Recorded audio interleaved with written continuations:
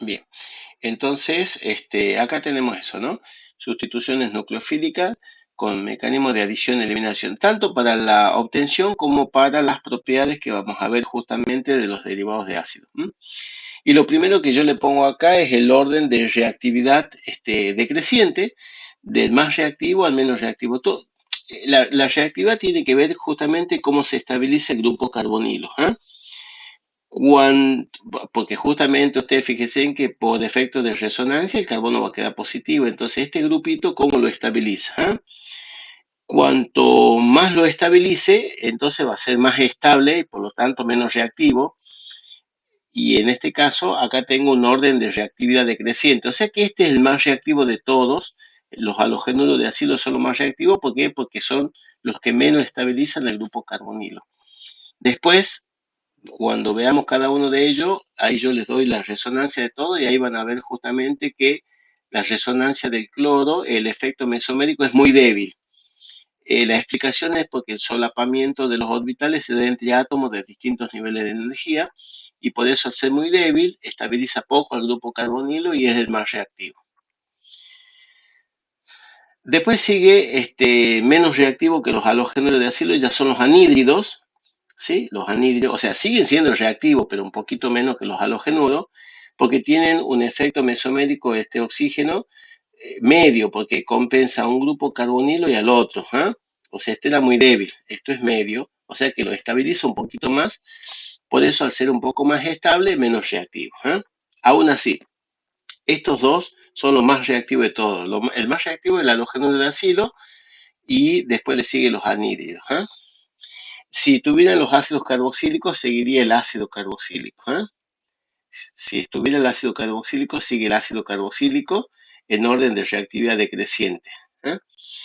Claro, este ya tiene un efecto mesomérico, ¿sí? Que estabiliza el grupo. Este era de fuerza media, ¿sí? Después sigue esto. Y después ya lo, los menos, lo menos reactivos, porque son más estables, ya son los ésteres, ¿eh? Donde ya el efecto que compensa el alcóxido va a ser un efecto mesomérico fuerte, ¿sí?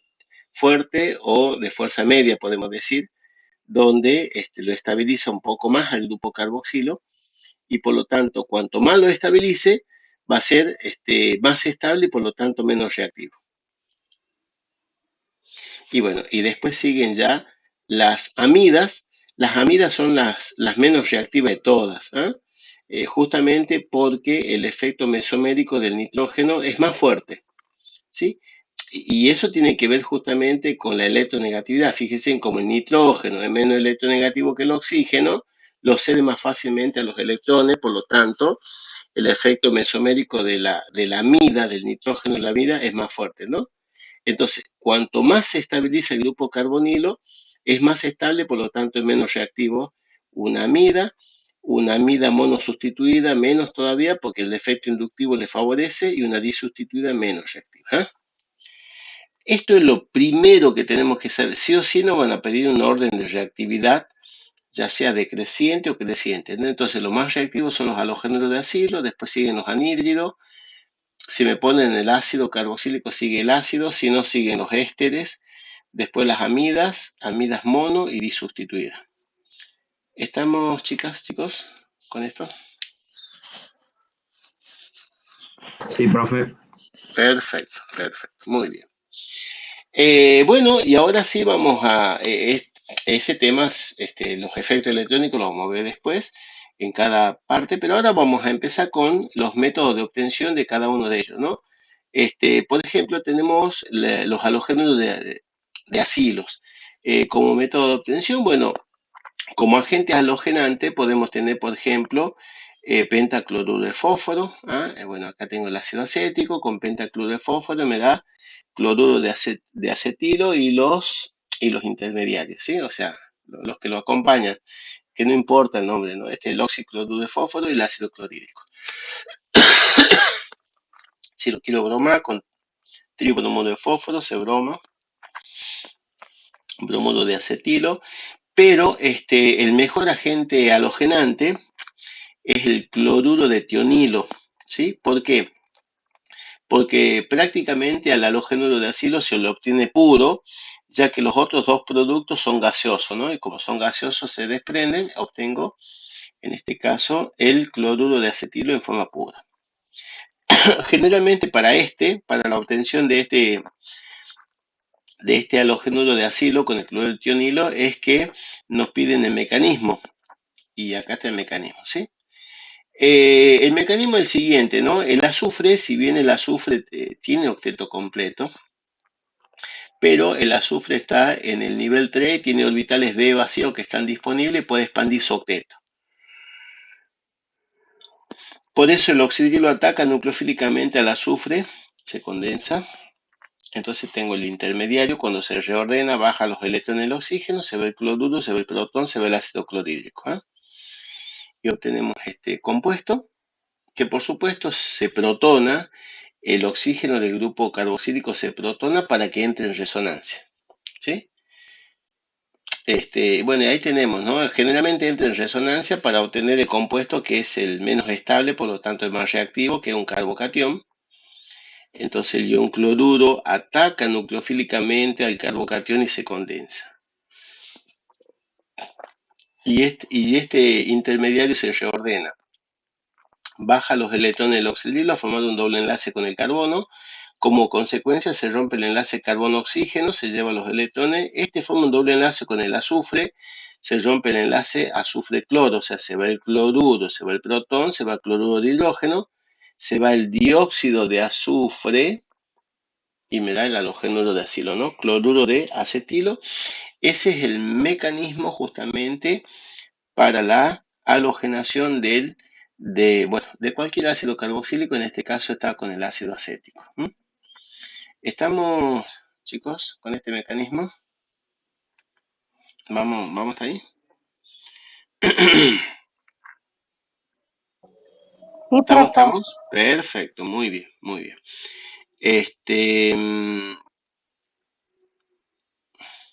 Ahí en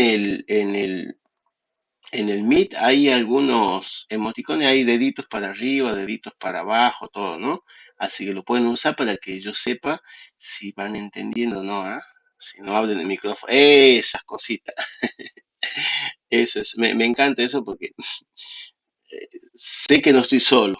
Mire, acá está la resonancia de los halogéneros de acilo, ¿ve? Yo les decía que eran los más reactivos. Mira, acá marcamos todo, ¿no? Del sp3 al sp2 inductivo, del carbono al cloro inductivo fuerte, porque el halógeno es muy electronegativo, después la resonancia hacia el oxígeno, y esto, ¿eh? El efecto mesomérico del cloro es muy débil, y justamente la explicación es porque el solapamiento de los orbitales se da entre átomos de distintos niveles de energía, el 3, el nivel 3 del cloro con el 2 del carbono, ¿eh? 3p con el 2p. Cuanto más diferencia de energía sea, más débil son los efectos electrónicos. Es por eso que cuando salta tengo esta estructura, ¿sí? Y este lo estabiliza. Por supuesto, como el efecto mesomérico es muy débil, la tercera estructura contribuye muy poco al híbrido de resonancia. Eso significa que está más tiempo como la segunda estructura y es el compuesto más reactivo de los halogenuros de los derivados de ácido, ¿eh? Si a mí me piden que haga los efectos electrónicos, esto es hacer. Y si me dice que marque los efectos electrónicos, se marca así, ¿eh? Como está indicado acá. Vamos hasta ahí, ¿no?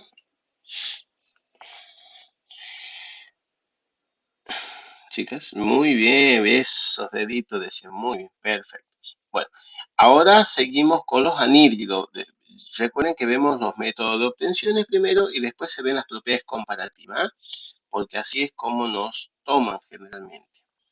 Bueno, por ejemplo, ¿no? El método de obtención de los anhídridos. Los anhídridos se lo puede obtener por deshidratación intermolecular, ¿eh? O sea, son dos ácidos acéticos. Siempre el mecanismo es adición-eliminación, es una sustitución nucleofílica por mecanismo de adición-eliminación, es el clásico, ¿no? El oxidilo de uno ataca el carbonilo del otro, se condensa, y esa es la adición, ¿no? Y cuando se reordena, baja, se ve el oxidilo, se ve el protón, esa es la eliminación, se obtiene el anhídrido más agua. Algo importante que me acordé.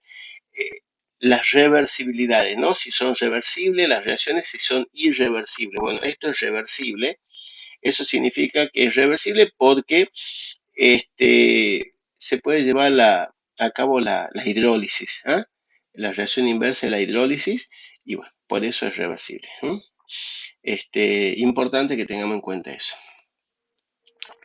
Otra, ¿no? Otra forma de obtener anhídrido, por ejemplo, anhídrido mixto, es utilizando un agente acilante más fuerte justamente, o mejor agente acilante que un ácido. ¿Y quién es más reactivo? Y son los anhídridos y los halogénuros de acilo. Bueno, acá tenemos el anhídrido, ¿eh? O sea que hago reaccionar un ácido carboxílico con un anhídrido. Por supuesto, el ácido es el reactivo nucleofílico y el centro nucleofílico sería el anhídrido. ¿Ves? Lo ataca nucleofílicamente, se condensa. ¿Ah? Ataca, se condensa, cuando se reordena, se va el acetato con el protón, se va el ácido acético y se obtiene el anhídrido mixto. El anhídrido acético propiónico o etanóico propanoico, ¿eh? Más el ácido acético. Bueno, esto es un anhídrido mixto cuando para eso nos sirvió la nomenclatura, ¿sí? Para que tengamos en cuenta esto.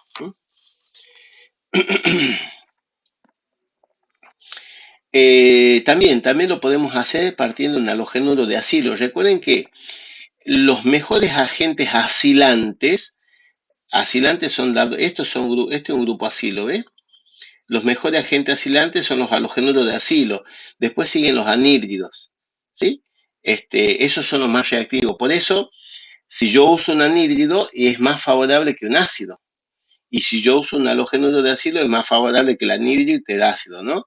Por el orden de reactividad. Nada más que ya van a ver que muchas veces los halogénuros de acilo son tan reactivos que llegan a ser reacciones que son peligrosas para el químico orgánico porque son reacciones, son bastante exotérmicas y llegan a ser un poco peligrosas. Por eso, cuando se quiere hacer una acilación, generalmente se usan más bien anhídridos que halogénuros de acilo. Pero bueno, también da, ¿eh?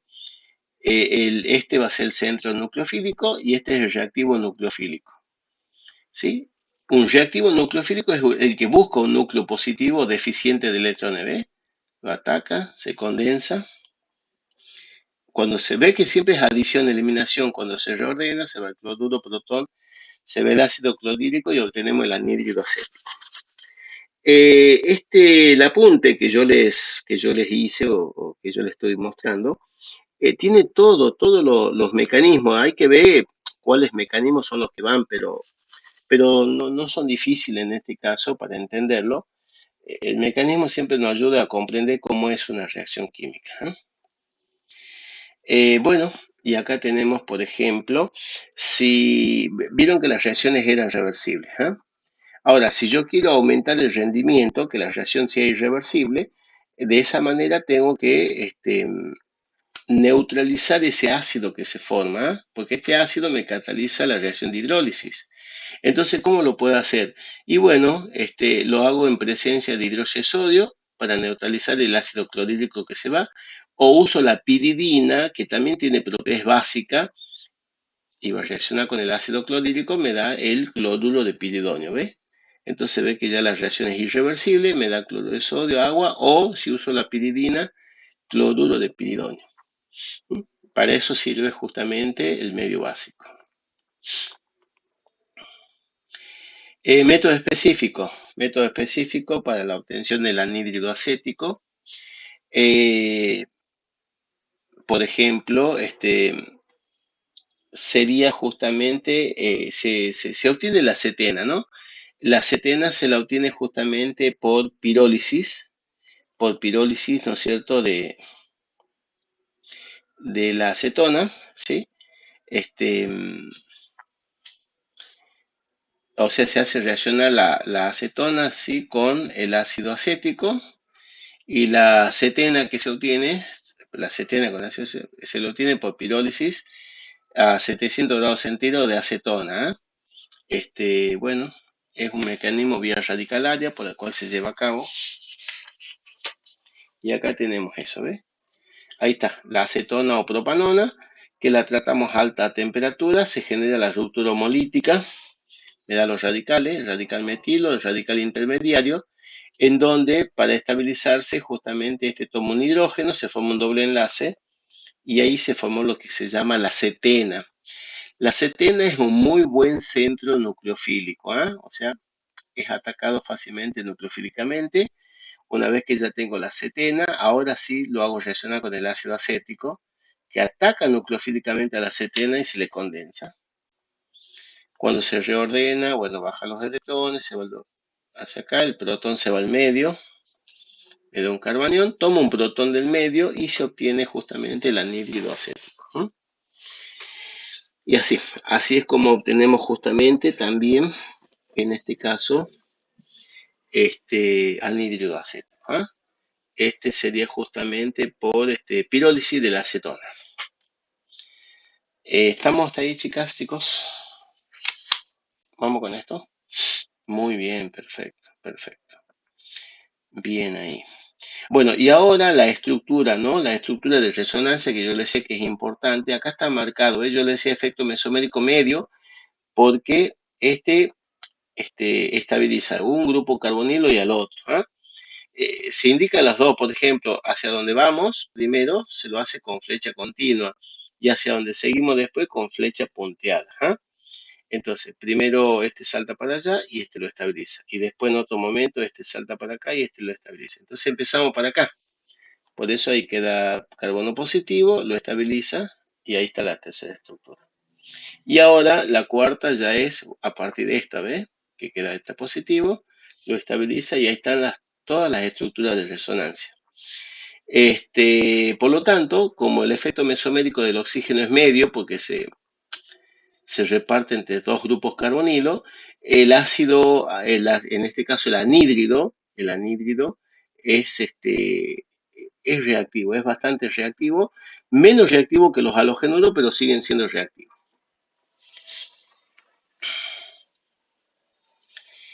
Bueno, y ahora tenemos justamente los ésteres, ¿sí? Los ésteres, ¿cómo se obtienen los ésteres?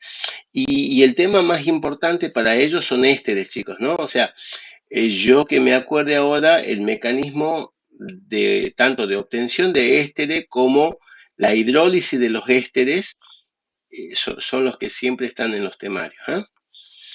Em, bueno, los ésteres se lo pueden obtener por lo que se conoce como la esterificación directa. Esterificación directa es cuando yo hago reaccionar un ácido con un alcohol. Por supuesto, tiene que haber una catálisis ácida y calentamiento, me da el éster más agua. ¿Eh? Reacción es reversible. Y hay una K de equilibrio, ¿no? Producto sobre reactivo. Y fíjense en que en la K de equilibrio participa el agua. Eso porque vieron que en los equilibrios no poníamos el agua nosotros. ¿Se acuerdan de eso, chicas, no? Cuando uno hacía una K de equilibrio no se la ponía el agua, ¿ah? Pero acá sí se pone, ¿sí? ¿Por qué se pone? Porque la reacción no es en medio acuoso. Quiere decir que el agua que se obtiene acá se la obtiene en proporciones estequiométricas. Y por lo tanto, como está en cantidades estequiométricas, sí me afecta justamente al equilibrio. ¿Eh? Es por eso, es en un medio no acuoso. Bien, dicho eso, ahora, claro, eso es para que tengamos en cuenta el porqué, ¿sí? Dicho eso, ahora otra cosita que decía, ¿y cómo aumento el rendimiento, no? ¿Cómo, si bien es un equilibrio, cómo se aumenta el rendimiento para la formación del éster? Y bueno, usando el principio de Chatelier, ¿sí? Agregando uno de los reactivos, vieron que cuando uno agrega un reactivo, el equilibrio se desplaza hacia los productos. Generalmente el más económico es el alcohol, o sea que si yo agrego un exceso de alcohol, la reacción tiende para acá, entonces aumento el rendimiento de formación del éster. O eliminando uno de los productos, ¿eh? Y bueno, se puede eliminar el agua, eso se lo hace agregando una sustancia desecante, deshidratante como cloruro de calcio, entonces se absorbe el agua y si disminuye su concentración, el equilibrio se desplaza hacia la formación del éster y de esa manera aumentamos el rendimiento para la formación del éster. Este es el acetato de tilurato de hilo. Bueno, esto se llama la esterificación directa. ¿Eh? Cuando yo hago reaccionar un ácido con un alcohol me da el éster más agua y es un mecanismo de adición-eliminación, ¿sí? El típico mecanismo de adición-eliminación, siempre y cuando el alcohol, ¿no es cierto?, que yo utilice sea un alcohol alifático primario secundario, se va a dar justamente este mecanismo, ¿eh? Acá lo aclaro, ¿ves? Este mecanismo se da para alcoholes primarios y secundarios. Esta reacción fue bien estudiada, ¿no? Porque cuando los químicos estudiaron métodos de obtención de los ésteres, ellos querían saber de quién era el oxígeno que aparece del éster, ¿no? ¿De quién es el oxígeno? ¿Este oxígeno viene del alcohol o viene del ácido? ¿Ah? ¿Cuál de los dos es? Bueno, para eso lo que hicieron era marcaron con un isótopo radioactivo al oxígeno del alcohol y después que hicieron toda la experiencia, se fijaron dónde aparecía la radioactividad y aparecía en el éster.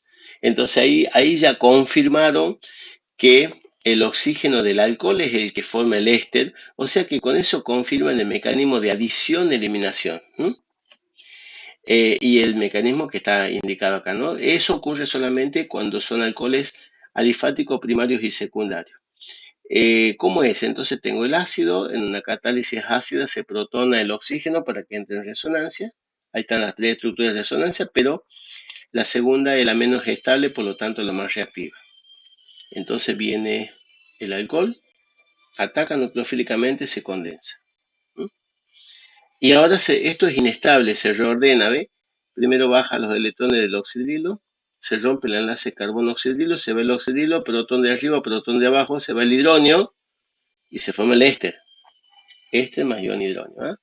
Y ese es el mecanismo de la esterificación directa. Este mecanismo sí, generalmente sí aparece justamente en, en los interrogatorios, o sea, nos preguntan allá.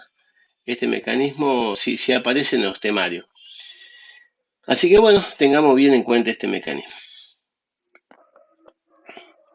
No. Estamos con tiempo. Me impresionan las caritas esas.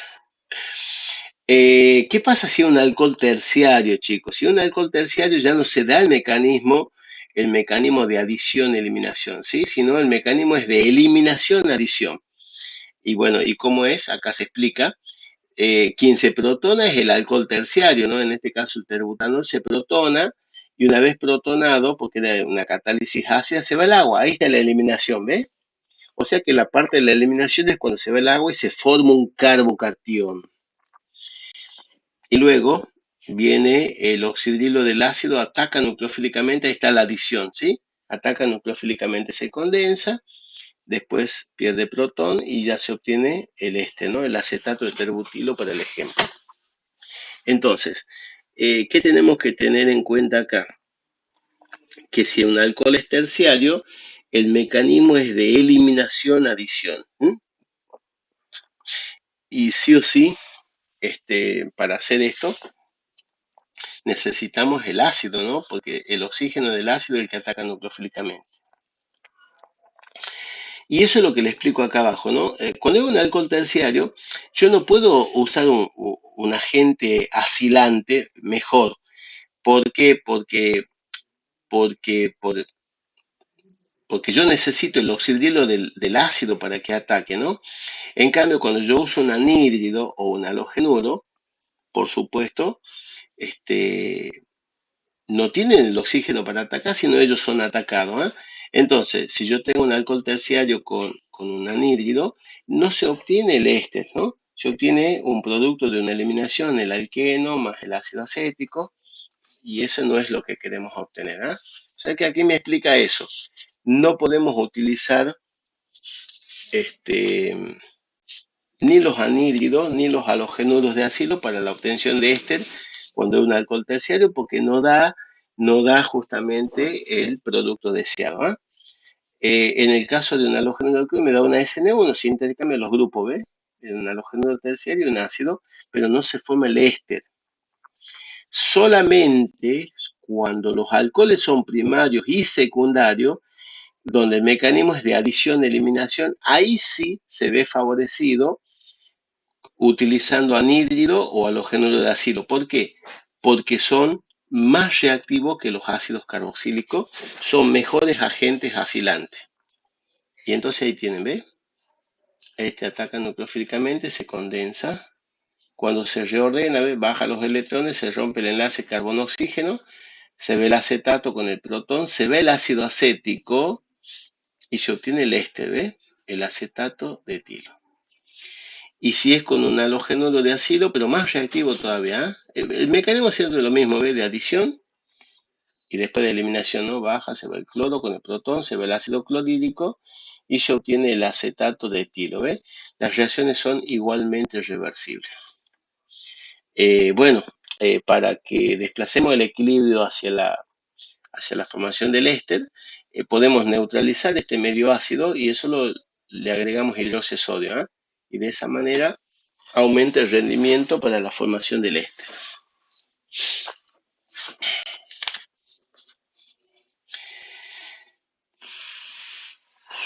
Esterificación por adición, ¿sí? La esterificación por adición, estos ya son métodos industriales.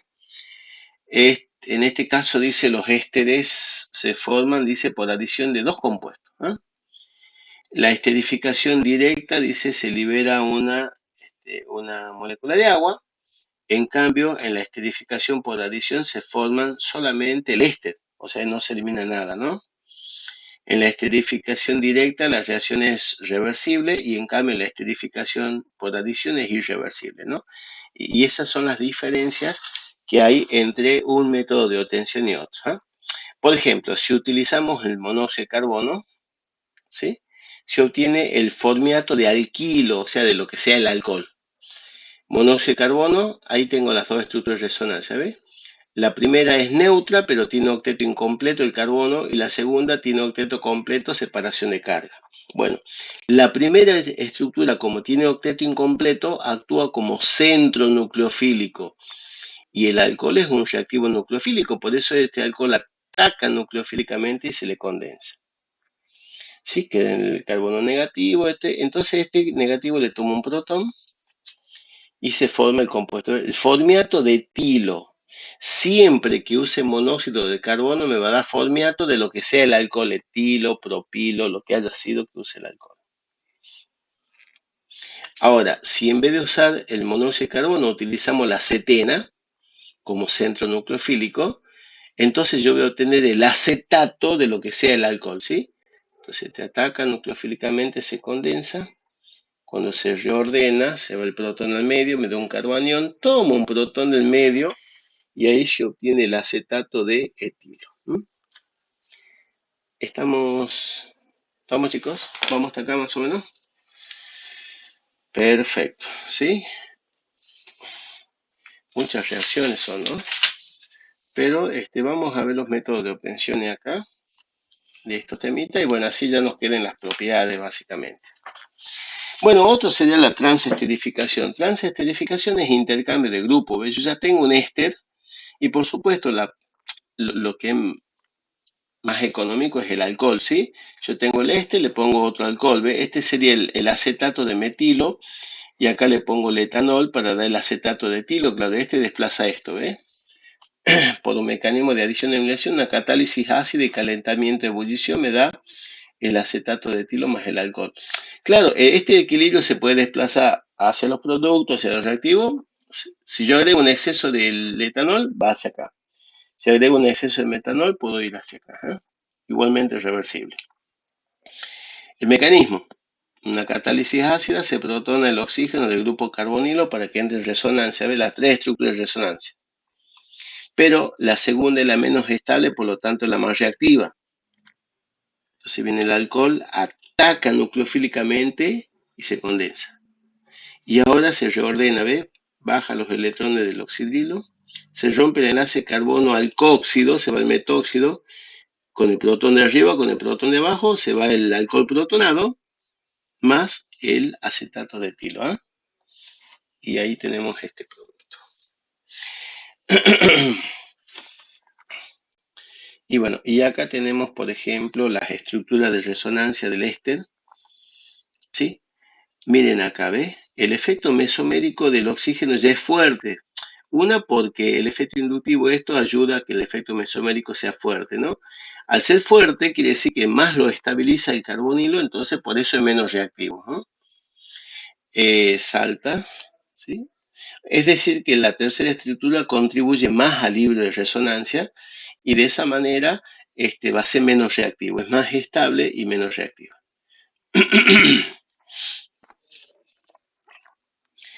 Bueno, y después ya tenemos las amidas, ¿sí? De las amidas pueden ser mono o disustituidas, ¿no?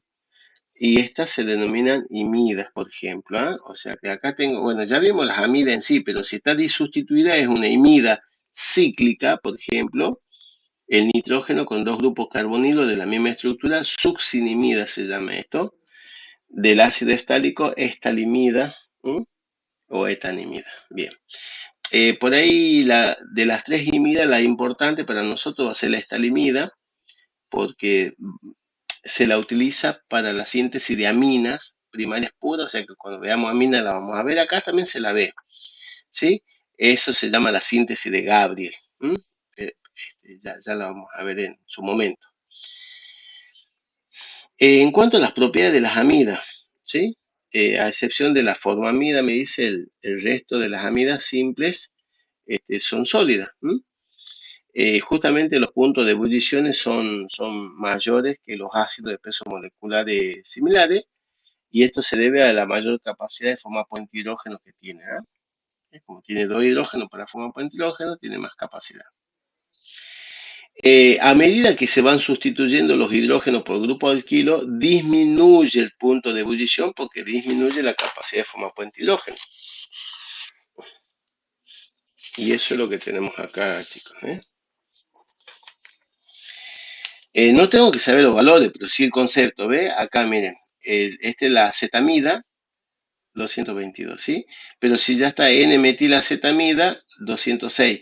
¿Por qué es menor? Porque hay menos hidrógeno para formar puente hidrógeno. Y este que ya no forma puente hidrógeno es menor, ¿ah? Disminuye el punto de ebullición y el punto de fusión. Bien.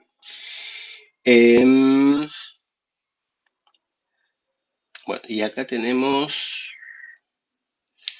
obtención de las amidas. Obtención de las amidas, por ejemplo, por amonólisis. Por amonólisis, ¿no? Amonólisis es cuando se hace reaccionar con amoníaco, un compuesto con amoníaco. Y aminólisis cuando se hace reaccionar con amina. ¿Ah? También un mecanismo de adición y eliminación. Fíjense, tengo un halogénuro de acilo, el amoníaco va hasta acá, me da la amida, la benzamida más cloruro de amonio. Son dos amoníacos. Uno es el que hace el mecanismo de adición y eliminación y el otro es el que neutraliza el ácido clorhídrico, por eso la reacción es irreversible. Es irreversible por dos razones. Una, porque la amida es muy estable y otra porque se ha neutralizado el ácido clorhídrico. Bueno, este otro ejemplo, ¿no? Cloruro de acetilo con dos amoníacos me da la acetamida más cloruro de amonio. ¿Y cómo el mecanismo? Mecanismo de adición y eliminación, ¿ves? Ataca, se condensa, cuando se reordena se ve el cloruro, se ve el protón, se ve el ácido clorhídrico, pero como estamos en medio de amoníaca, se neutraliza, me da la amida más cloruro de amonio. Por aminólisis pasa lo mismo, o sea, si yo uso una amina primaria, voy a obtener una amida monosustituida, ¿sí? Acá está, ¿ve? La N-metilacetamida. Y sí, son dos moles de este, uno es el que hace el mecanismo de adición y eliminación y el otro el que neutraliza el ácido clorhídrico que se va. ¿Ah? Irreversible, es importante que todo esto es irreversible. Y acá es otra vez, ¿sí? Es exactamente la misma, ¿sí? Ahí está el mecanismo, acá está el mecanismo de adición, y cuando se reordena se ve el cloruro, protón, se ve el ácido clorhídrico que con una amina se neutraliza, me da la sal y me da la amida. Estamos hasta ahí más o menos, chicas, chicos. Vamos hasta acá, ¿no? Muy bien. Y por pirólisis, sí, yo sé que estamos avanzando, pero bueno, es mejor que veamos así para que tengamos más tiempo de hacer los ejercicios y todo lo demás. Mañana nos toca ver las propiedades de esto, ¿ah? Por pirólisis de sales de amonio de ácidos carboxílicos. En la pirólisis, cuando hacemos reacción a altas temperaturas, claro, si yo uso un ácido, el ácido carboxílico con amoníaco a temperatura ambiente, me da una sal, me da una reacción ácido-base. Si a la sal la tratamos a alta temperatura, esa es la pirólisis, se inestabiliza y en esas condiciones se disocia, da el mecanismo de adición-eliminación, ¿ves? Se adiciona, cuando se reordena, se obtiene la amida más agua, ¿ah?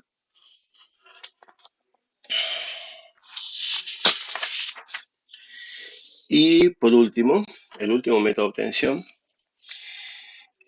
por hidrólisis parcial de nitrilo, ¿no? Y esto es lo que por ahí le decía el profe cuando vimos ácidos carboxílicos, ¿no? Si yo tengo un nitrilo, ¿no es cierto? Y le hago una hidrólisis, él ponía hidronio nada más, ¿ah? Solo hidronio llegaba hasta la amida. Y si era hidronio medio ácido, llegábamos hasta los ácidos carboxílicos. Bueno, ahí está, ¿ves? Es eso. Nada más que yo acá les puse específicamente las condiciones. Ácido clorhídrico diluido, 40 grados centígrados. Es una hidrólisis suave, controlada, se llega hasta la amida, ¿no? O con ácido sulfúrico a bajas temperaturas, o con agua oxigenada de medio básico. Bueno, esto, usamos uno nada más, ¿ah? Es más, que ustedes sepan que ponen hidronio y ya solamente llegan hasta amida, está bien. ¿Mm? ¿Estamos, chicas, chicos, con este temita?